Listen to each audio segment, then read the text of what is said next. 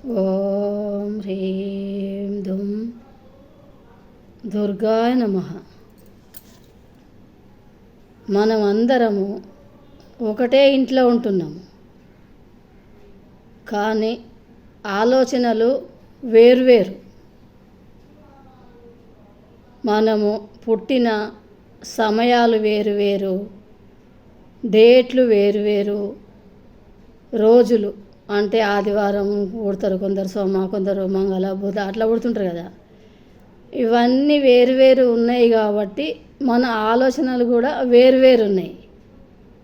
కానీ ఒకరి మాట ఒకరు విని గౌరవించుకోవచ్చు కదా. అందరూ మేధావులే. అందరు మేధావులే ఉంటే ఎట్లుంటుంది? పడుతుందా? కుదరదు.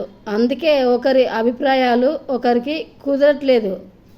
ఒక్క ఇంట్లో నలుగురు ఉన్నా ఒకటే ఇంట్లో ఉంటారు, కానీ మనుషులు వేరువేరు మనస్తత్వాలతోని ఉంటున్నారన్నమాట.